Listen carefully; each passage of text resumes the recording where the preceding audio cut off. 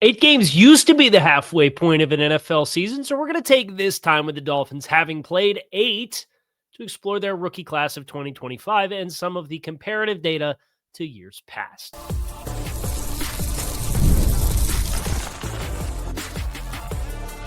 You are Locked On Dolphins, your daily Miami Dolphins podcast, part of the Locked On Podcast Network, your team every day. All right, Miami, welcome to another episode of Locked On Dolphins. It is your team every day here on the Locked On Network. I'm your host, Kyle Krabs, a lifelong Miami Dolphins fan, host of Locked On Dolphins, co-host of Locked On NFL Scouting, author of Touchdown Miami on Substack, NFL staff writer for A to Z Sports. Want to give a special welcome and shout out to our everydayers because it is your team every day. We don't just say it, we live it. You're on the Locked On Network. Today's episode of Locked On Dolphins is brought to you by FanDuel. Right now, new customers can bet just $5, and if your bet wins, you'll get $300 in bonus bets to use across the app. Today on the show, I have crunched some numbers, and my eyes have been opened. We're going to talk about why, as it pertains to the 2025 NFL draft class for the Miami Dolphins. We have reached what used to be, and I understand back in the day, it used to be, what was it, before 78?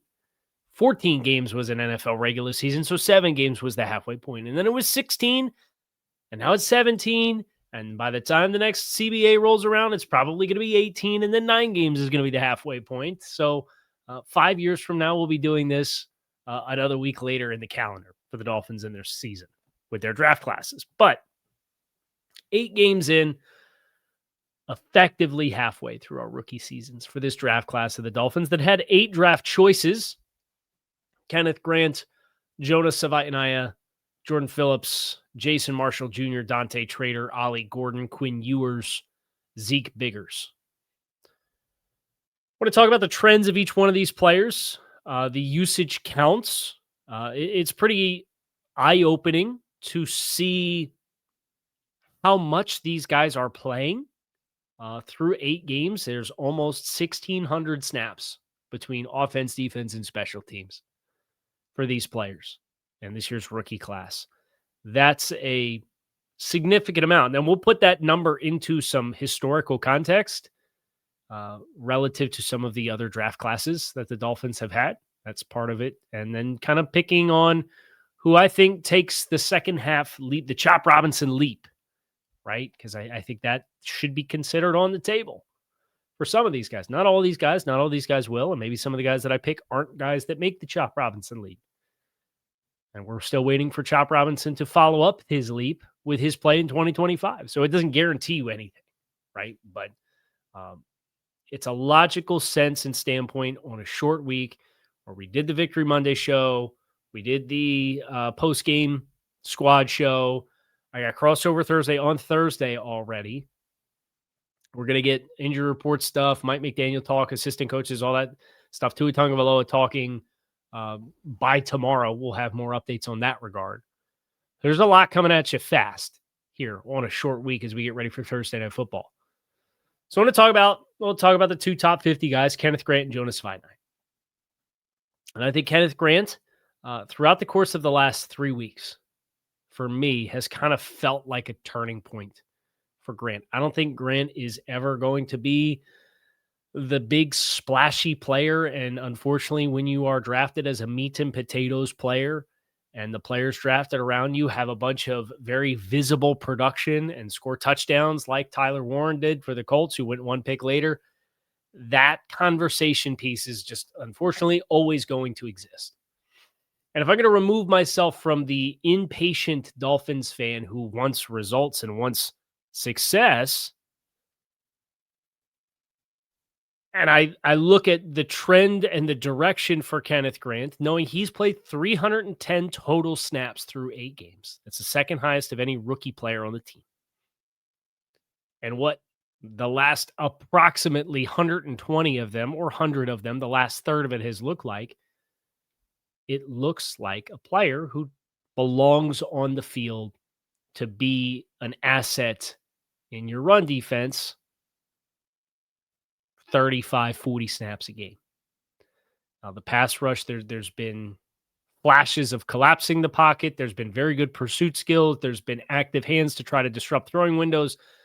Those moments have not manifested in production just yet. And I think that's where you continue to look for and desire more growth. But if I'm going to remove Kenneth Grant's timeline from my timeline or your timeline of what we want the team to be, I think Kenneth Grant has a lot to feel good about the last 3 weeks, and he'll get a chance against some powerful offensive linemen against Baltimore. And then he'll get his first opportunity to play against a divisional opponent for the second time. And that's going to be a really valuable 2-snap window for me, where Atlanta didn't have a lot of road graders. Right now, they have good guards. Bergeron's a first-round pick. Chris Lindstrom's a good player. But Daniel Fa'alele is 360 pounds. Right? Like, the guard spots have been the weak spot for the Ravens on their offensive line. Can he take advantage of that against guys who he maybe doesn't have the ability to just automatically compress and run through contact, where your placement's going to be a little bit more important? Your leverage is going to be a little bit more important. And against Fa'alele, you might have the leverage advantage. You might be lower than him, even if you're traditionally not consistently lower. But then that second follow-up game against the Bills, yeah, that's going to be a great evaluation opportunity for a team that's got veterans that play well, a well-run operation, and they've already played you once. How do they choose to play you the second time, and how do you respond and adjust? Savaiinaea, I think, is coming off of his best game as a pro, in my opinion. Was it still filled with ups and downs? Yes, it was. But it was much more stable. And when you have the conversation around what do you do to help a young offensive lineman? What can you do to help a young offensive lineman? The focus is, well, let's run the ball. Let's spend less time under tension. Let's make sure we are protecting Jonah from being teed off on. Let's make sure that we're not leaving him in isolation with matchups against guys who are flying up the field because they're playing with a lead. Jonah Savaiinaea ran block 38 times against the Falcons. That's as many run blocking opportunities as he had in the Chargers and the Browns games combined. I don't think it's a coincidence. And he only ran block 13 times against Carolina. 13 times against New England. 10 times against the Colts. 28 against the Jets. Not a coincidence that was one of his better games. So Jonah, for me, and it's almost a 2-to-1 pass to run ratio. He's had 303 pass blocking reps versus 161 run blocking reps. He's played 497 total snaps when you include special teams. It's not a coincidence, but it has to be a conscious effort to go out of your way to play the game that way to protect Jonah Savaiinaea as a young offensive lineman, to allow him to continue to grow and develop. And I think that will continue to happen. I think he'll be fine long-term, but yeah, it's a gut punch to see the Dolphins and their metrics at the guard position continue to rank amongst the worst in the league again, because this whole offseason was, well, we're going to address it and we're going to improve the players at those spots. They haven't. Cole Strange has been worse than Lee Meichenberg. Jonah's been probably on par with Robert Jones. The difference is 2 top 100 picks to get Jonah instead of Robert Jones was an undrafted free agent who spent his time in the system and kicked inside the guard. But there's an upside sell with Jonah that I think if you can play the right brand of football and lean into his strengths, I think it can yield quite well for you. Jordan Phillips, 242 total snaps. Dante Trader, when you include special teams, has played the third most snaps of any of the rookies in the class, 279 total snaps. He played his best game against Atlanta. Jason Marshall, 78. Ollie Gordon, 139. Quinn Ewers, 12. Zeke Baker's 11. We'll talk a little bit more about Trader and Phillips on the other side of the break before we get into some historical context around the 1,568 total snaps in 8 games the Dolphins have got from their rookie draft class. Relative to some other classes that the Dolphins have had in recent years. That's next here on Locked On Dolphins. make sure you guys stick with us. I'm Cody Rourke from Locked On Broncos, and this episode is brought to you by Peloton. Peloton is shaping the future of fitness with the brand new Peloton Cross-Training Tread Plus, powered by Peloton IQ. This is Peloton's most advanced equipment yet, giving you real-time guidance and endless ways to move, whether you're running, lifting, or you're cross-training with your favorite instructors like Alex Toussaint. It's training reimagined to make your workout more personal. Peloton is built for breakthroughs with features that help you plan, stay motivated, and hit peak performance. You can let yourself run, lift, flex, and go while Peloton handles all the rest. Plus, Peloton IQ provides real-time strength coaching, tracking your progress and suggesting weights that challenge you so you can get stronger. Plus, the new movement tracking camera, it counts your reps and corrects your form in real time, making sure every rep is safer and smarter. So let yourself run, lift, flex, push, and go. Explore the new Peloton Cross-Training Tread Plus at onepeloton.com. Comparing the 2025 Dolphins draft class through 8 games from a volume of work perspective versus the 24 class or the 23 class and the 22 class is eye-opening, to say the least. But I want to finish with Phillips and Trader, where Trader several good plays in coverage. And I think the thing that stood out the most to me about Trader and his role and usage against the Falcons was you started to see some of the stemming of the coverage rotations that looked like it was well coordinated, like what we saw from Anthony Weaver and the defense last year, where guys maybe walked up in the slot and then inverting and rolling out and taking a deep half and taking good angles to the ball, which you see Trader do on 2 shots down the field on targets from Kirk Cousins. Does it look the same with Drake London? Does it look the same with a speedster? Does it look the same with Michael Penix? I can only go off the game tape that we just got, right?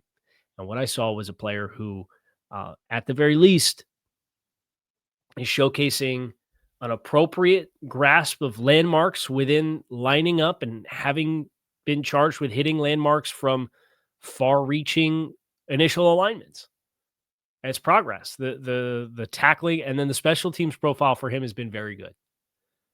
And I think the player that probably most similarly profiles to that is different kind of role, but Malik Washington. You remember Malik Washington last year kind of came on the back half of the year with a couple of big catches in big moments, was a big-time special teams guy for the return game, and what he did after we had the miscue against the Packers that kind of put you in a hole you never recovered out of in that game. But from that moment on, he was an asset on special teams. I think Trader can mirror that day 3 value in some way, shape, and form. Phillips, steady as they come at the point of attack. 242 snaps for him. So the top 4 snap takers, you've got 5 guys out of 8 in triple-digit snap counts through the first half of the season. Grant, 310. Jonah Savaiinaea, 497. Jordan Phillips, 242. Dante Trader's at 279. Ollie Gordon's at 139. And Jason Marshall's potentially coming back this week. So Storm Duck out for the year. Second brief cameo appearance for Storm Duck this season. Marshall was a full participant on Friday last week. I believe he's designated as a full participant on the Monday walkthrough. And he's in his IR to return window. I would assume Duck's going to go on IR and they're going to bring Marshall back and put him on the 53. In which case Marshall is going to break triple-digit snaps. That would give you 6 guys in triple digits potentially as early as week 9 in the 9th game of the season. Do you know how many names the Dolphins had in triple-digit snaps across the previous 3 draft classes combined at the end of that entire season? So how many rookies from the 24 class had triple-digit snaps at the end of the 24 season? How many 23 draft class guys had triple-digit snaps at the end of the 23 season? And how many 2022 draft class guys had triple-digit snaps at the end of the 2022 season? Chop Robinson had 680 in 17 games played for the Dolphins that year. Patrick Paul had 408. Jalen Wright had 178. Malik Washington had 513. Patrick McMorris had 105. So you had 5 last year in 17 games. You might get 5 or you have 5 now with Ollie Gordon. You might have 6 by the end of week 9. Cam Smith, mostly on special teams as a rookie in 23, and obviously Devon Achane gives you 7. And then Channing Tindall, mostly on special teams. Skylar Thompson as the third-string quarterback who had to play a whole bunch. 9 total players in the 24, 25, 26 draft classes combined reached triple-digit snaps. But that's not what is the most sobering statistic I can give you. The 25 class through 8 games has played 1,568 total snaps. The 2024 draft in 17 games played 1,940. So this year's class through at the less than halfway point of the season is already within 400 snaps of the contributions from a raw snaps perspective than last year's draft class. You know how many snaps the Dolphins got from their 23 class, which had Cam Smith, Devon Achane, Elijah Higgins, and Ryan Hayes? 537. This year's class has already played 3 times as many snaps than that draft class in less than half the games. And if you thought that was bad, wait till I tell you in 2022, the Channing Tindall, Eric Ezukama, Cameron Good, Skylar Thompson draft class, the Dolphins got less than 400 snaps from that class in 17 games. And were the rosters better there? Yes, absolutely. Were there less opportunities as a result? Yes, absolutely. But in totality,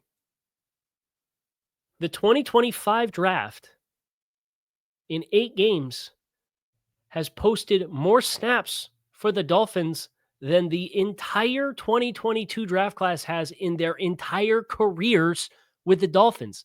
And that was 4 years ago. 1,524 career snaps for the Dolphins between Tindall, Ezukama, Good, and Thompson. 609, 59, 587, and 269. And 2 of those guys, Tindall and Good, almost all of their snaps are coming on special teams. Took this year's draft class 8 games to surpass the amount of snaps contributed to the history of the Miami Dolphins than the entire 2022 draft class. We're not quite there yet with the 2023 draft class, but we're almost there. Devon Achane is keeping that dream alive. Cam Smith, Devon Achane, Elijah Higgins, Ryan Hayes, it's under 1,800 total snaps that team has contributed to the history of the Miami Dolphins. You're within 250 snaps. You might pass it in 3 games, depending on if Achane plays 100% of the snaps or if he plays 70% of the snaps. You got 422 snaps for the history of the Dolphins combined between Cam Smith, Elijah Higgins, and Ryan Hayes. You want to know why we're at where we're at? Things like this are why. This is how you lose your way. This is what you pay for a couple years down the road. So on one hand, I can appreciate the volume of opportunity that this year's group is taking on, and seeing Grant improve, and seeing Savaiinaea improve, and seeing Phillips continue to be steady and improve, and seeing Trader improve with more opportunity, and seeing Ollie Gordon make impact plays for you. Some of it's out of necessity. The snaps don't mean they're good, right? And I readily admit that. But when you expand it beyond what did they do in their rookie seasons, and you look at the 2022 and 2023 draft classes combined, gave you about 3,300 snaps for the Dolphins. And you still have one prominent player. You only have one prominent player out of those 2 years, Devon Achane, who's at almost 1,400 snaps. You take him out of the picture, this year's draft class is out snapping him. by the end of their first year. And those draft classes are 3 and 4 years out. Sobering. Very sobering. And a reminder of why we cannot let the team building approach skew this far off of the path of norms, because you're paying the piper now. You are paying the piper for the strategy in 23 and 22 with your draft picks now. This franchise will be better long-term from these opportunities that these guys are getting early, and you'll feel it down the back half of this year, but also in 26 and also in 27. Now, if you make wholesale changes, some guys aren't going to be here, right? Because we're going to want to do things a different way schematically. And then there's not going to be a seat at the table for this guy or that guy, or we're going to move on from this guy. And that's part of the business. And I get that too. But to replace these kinds of talents and these kinds of snaps and the multi-years of control that rookie contracts afford with nothing, and now you got to flood the system with it, and now guys are playing before they should, and now you're hoping that they're all improving, and we're seeing improvement, but progression's not linear, as we talk about all the time on the show. So who booms from here? We're going to get into that next here on Locked On Dolphins. Make sure you guys stick with us. Let's be real. Making excuses doesn't solve anything. And we've heard them all before, whether it's just stress or I'm tired, I had a long day, or it happens to everyone sometimes. But when it comes to performance in the bedroom, sometimes your body just needs a little extra support. And that's where Rugiit comes in. Rugiit.com offers fast-acting doctor-prescribed treatments for ED designed to help you stop making excuses and start making moves. Rugiit makes it easy to get started. You just connect with a board-certified doctor 100% online with no awkward waiting rooms, no in-person appointments.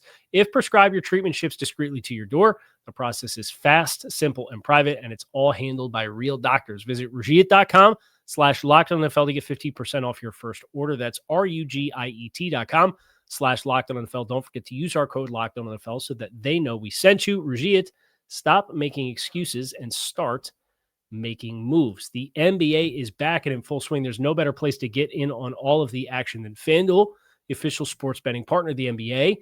Even if you miss the start of a game or you want to ride a hot hand, FanDuel has live bets on everything from who will score next to fourth quarter comebacks. Plus, you can even combine your live bets into a same-game parlay for a shot at a bigger payout. It keeps every game more exciting, especially when your team is making that late-game push. Right now, FanDuel is giving new customers $300 in bonus bets to use when your first $5 bet wins.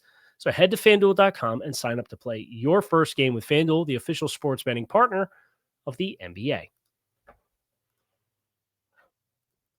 It's the worst part about doing the show midday is you never know what kind of headlines are going to pop. So my watch has been blowing up on the ad break. So now I'm doing a mad scramble to make sure I'm not missing anything to react to in real time. Like case in point, the Saints have benched Spencer Rattler, and Tyler Shuck is now the starter in New Orleans. That is very topical for the Dolphins about a month from now.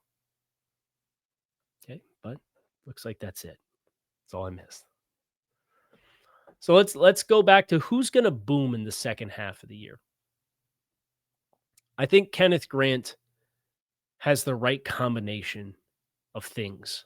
I think Jonah Savaiinaea has the right environment, but I don't think the play has shown kind of the spurts of growth that would give me a great deal of confidence. Now, that could change depending on what else happens with the rest of the personnel.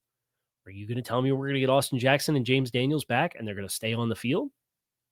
Because if that's the case, all of a sudden, all the extra help that you can give Jonah in passing situations, plus hopefully a better appetite to continue to run the football, would set the stage, I think, for Jonah Savaiinaea to be a lot more of a stable player, snap in and snap out.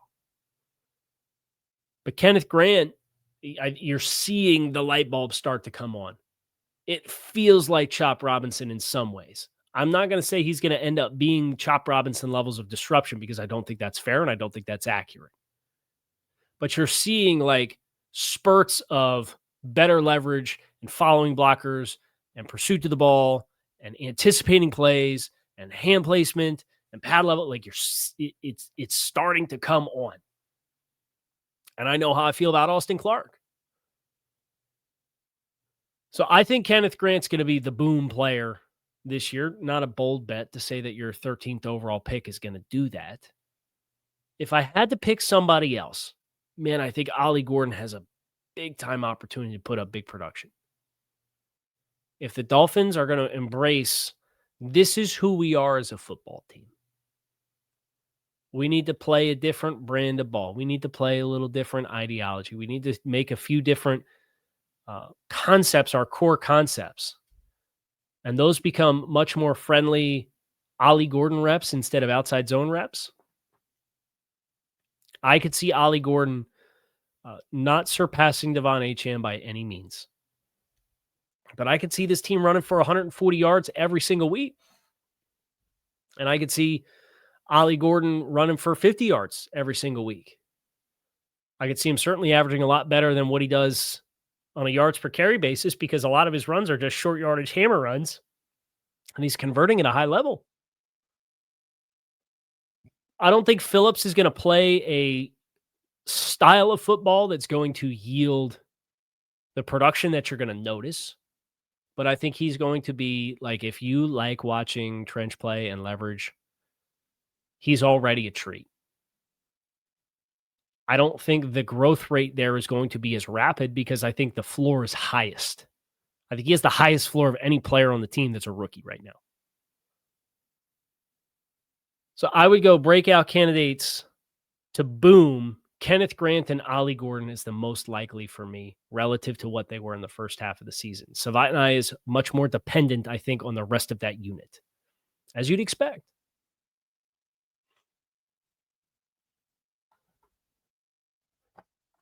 You break out my calculator here. Dolphins rookies through 8 games, 1,568 snaps. That's an average of 196 games or snaps per game from the rookies. Across 17 games, that's 3,332 snaps.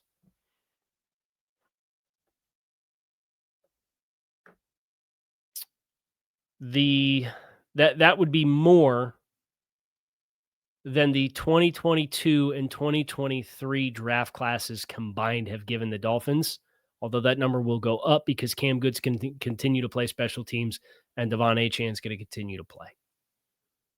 But draft classes from 4 and 3 years ago. 3 full seasons and a half, so 3.5 and 2.5 extra seasons. This year's group is on pace to outsnap where we are at this point in time from those 2 classes combined. Good things for the future, not necessarily good things for the now. It's up to them to grow up fast. We'll see what they do. We're about 48, little more than 48 hours away from our Week 9 contest against the Baltimore Ravens on Thursday Night Football.